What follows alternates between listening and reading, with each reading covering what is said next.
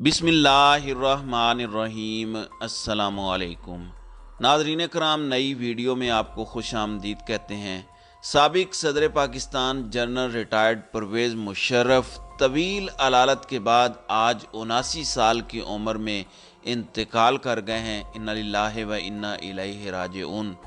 General Parvez Musharraf तवील अरसे से बीमारी से जंग लड़ रहे थे और दुबई के अमेरिकन हस्पताल में ज़ेर इलाज थे, जहां वो खालिक के हकीकी से जा मिले।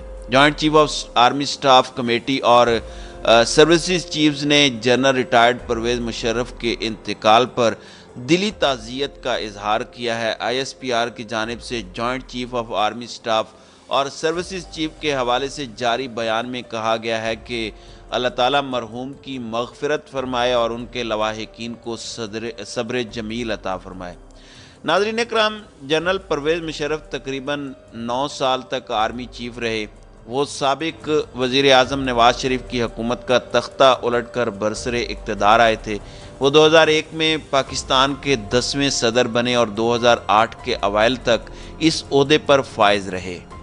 जनरल परवेज़ मुशर्रफ पर मार्च 2014 में 3 नवंबर 2007 को आइन मुअत्तल करने पर गद्दारी के मुकदमे में फ़र्द जुर्म भी आयद की गई और 17 दिसंबर 2019 को खुसूसी अदालत ने परवेज़ मुशर्रफ को संगीन गद्दारी केस में सज़ाए मौत भी दी थी। साबिक फ़ौजी हुक्मरान मार्च 2016 में इलाज के लिए दुबई गए थे और उसके बाद से वो पाकिस्तान वापस नहीं आ सके। वो 11 अगस्त 1943 को बरे सग़ीर की तकसीम से कबल दिल्ली में पैदा हुए। पाकिस्तान बनने के बाद उनका ख़ानदान कराची में आबाद हुआ, जहां उन्होंने सेंट पैट्रिक स्कूल में तालीम हासिल की। बाद अज़ां उन्होंने काकोल में पाकिस्तान मिलिट्री अकेडमी में शमूलियत इख्तियार की और 1964 में ग्रेजुएशन के बाद उन्होंने पाकिस्तान आर्मी में कमीशन हासिल किया।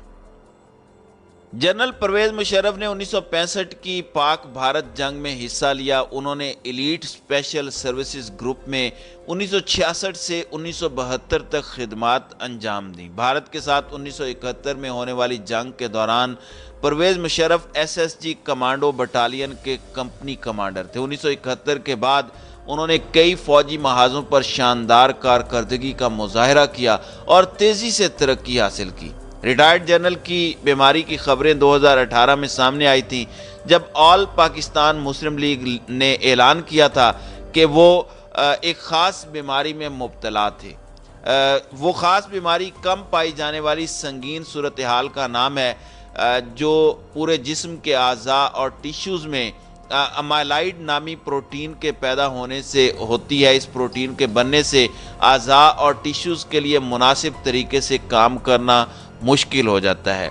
ख्याल रहे कि गुज़श्ता बरस 10 जून को उनके अहल खाना ने वाज़ेह किया था कि वो वेंटिलेटर पर नहीं है, लेकिन 3 हफ्तों से हस्पताल में दाखिल हैं। अहल खाना ने यह बयान उस वक़्त जारी किया था जब उनके इंतकाल की झूठी खबरें समाजी राब्तों की वेबसाइट्स पर गर्दिश करने लगी थीं और कुछ पाकिस्तानी और भारतीय अशाती इदारों ने भी उसे शाये किया था। नाज़रीन इकराम, जनरल परवेज़ मुशर्रफ की हालात ज़िंदगी के मुतालिक अगर बात की जाए तो 11 सितंबर 2001 में अमरीकी वर्ल्ड ट्रेड सेंटर पर हमलों के बाद 13 सितंबर 2001 को पाकिस्तान में अमरीकी सफ़ीर विंडी चैम्बरलेन के ज़रिए परवेज़ मुशर्रफ के सामने वाशिंगटन ने 7 मुतालबात रखे थे, जिन्हें जनरल परवेज़ मुशर्रफ ने तस्लीम किया और यूं अमरीकी जंग में पाकिस्तान बाकायदा तौर पर शामिल हुआ और रातों रात 3 दहाइयों पर मुश्तमिल अफ़गान पॉलिसी तब्दील की गई। इस जंग के दौरान परवेज़ मुशर्रफ ने अमरीकी हिदायत पर 689 अफराद को गिरफ्तार किया, जिनमें से 369 अफराद बशमूल ख़वातीन को अमरीका के हवाले किया। जनरल परवेज़ मुशर्रफ अपनी यादाश्त पर मबनी किताब in the line of fire में तस्लीम करते हैं कि हमने इन अफराद के एवज़ अमरीका से कई मिलियन डॉलर्स के इनाम वसूल किए। ये जुमला उन्होंने बाद अज़ां उर्दू तर्जमे में हज़फ भी किया। परवेज़ मुशर्रफ के गिरफ्तार और अमरीका के हवाले किए जाने वाले अफराद में अक्सरियत उन अफराद की है जो अफ़गानिस्तान में काम कर रहे थे, जिनको अमरीका ने ग्वांतानामो में कई बरस तक बदतरीन तशद्दुद का निशाना बनाने के बिलाखिर बाद रिहा किया था। 20 मई 2000 میں عدالت عظمیٰ پاکستان نے جنرل پرویز مشرف کو حکم دیا کہ وہ اکتوبر 2002 تک انتخابات کروائیں۔ اپنے اقتدار کو طول دینے اور محفوظ کرنے کی غرض سے انہوں نے 30 اپریل 2002 میں ایک صدارتی ریفرنڈم کروایا، جس کے مطابق 98% عوام نے انہیں آئندہ 5 سالوں کے لیے صدر منتخب کر لیا۔ البتہ اس ریفرنڈم کو سیاسی جماعتوں کی اکثریت نے مسترد کر دیا اور اس کا بائیکاٹ کیا۔ جنرل پرویز مشرف نے اپنے اقتدار کے راستے میں آنے والے بہت سے عہدیداروں کو بھی ہٹایا، جن میں عدالت عظمیٰ کے کئی لوگ اور بلوچستان پوسٹ کے ایڈیٹر بھی شامل تھے۔ اکتوبر 2002 میں ہونے والے عام انتخابات میں پاکستان مسلم لیگ کاف نے قومی اسمبلی کی اکثر سیٹیں جیت لی ہیں۔ جماعت اور جنرل پرویز مشرف ایک دوسرے کے زبردست حامی تھے۔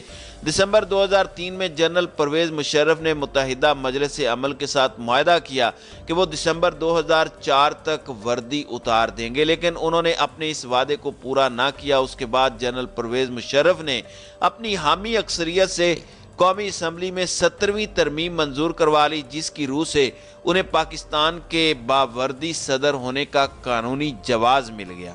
10 ستمبر 2007 کو جلا وطن مسلم لیگی رہنما میاں محمد نواز شریف سعودی عرب سے واپس پاکستان آئے، لیکن مشرف حکومت نے ان کو کافی دیر جہاز میں روکے رکھا اور مبینہ طور پر دھوکے سے ایک دفعہ پھر سے جلا وطن کرنے کا ان پر الزام ہے۔ پاکستان کے سیاسی قائدین نے اس پر افسوس کا اظہار کیا۔ یورپی یونین نے بھی نواز شریف کے حق میں ایک بیان دیا۔ 3 نومبر 2007 کو جنرل پرویز مشرف نے فوجی سربراہ کی حیثیت سے دوسرا فوجی طاقت انجام دیا، جس کا مقصد اعلیٰ عدالت کی آزادی کو ختم کرنا تھا۔ مشرف فوج کے سربراہ کے عہدے سے 9 سال بعد 28 نومبر 2007 کو سبکدوش ہوئے۔ 29 نومبر 2007 کو 5 سال کے نئے دور کے لیے صدر کا حلف اٹھایا، جو عوامی اور سیاسی حلقوں میں متنازع ہے، لیکن فوجی وردی کے بغیر وہ اس عہدے پر بھی 9 ماہ تک برقرار رہے۔ پرویز مشرف نے 18 اگست 2008 کو قوم سے خطاب میں اپنے مستعفی ہونے کا اعلان کیا۔ ان کی جگہ آئین کے تحت سینٹ کے چیئرمین میاں محمد سمرو نے عبوری صدر کا عہدہ سنبھالا۔ پارلیمنٹ کو 1 مہینے کے اندر نئے صدر کا انتخاب کرانا تھا۔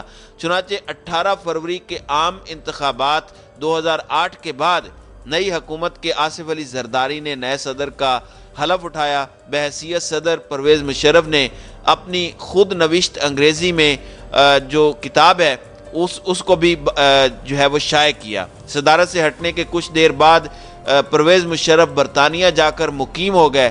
2011 میں زرداری حکومت نے بے نظیر قتل مقدمے کی تفتیش کی خاطر مشرف کو پاکستان واپس بھیجنے کا برطانیہ سے مطالبہ کیا، جو برطانیہ نے رد کر دیا۔ ناظرین اکرام، جنرل پرویز مشرف ایک بہادر جرنیل تھے، تاہم سیاست میں آنے کے بعد ان کے کئی متنازع اقدامات سامنے آئے، جن کے اوپر ڈیبیٹ ہو سکتی ہے کہ وہ کیا اس میں ٹھیک تھے یا غلط تھے۔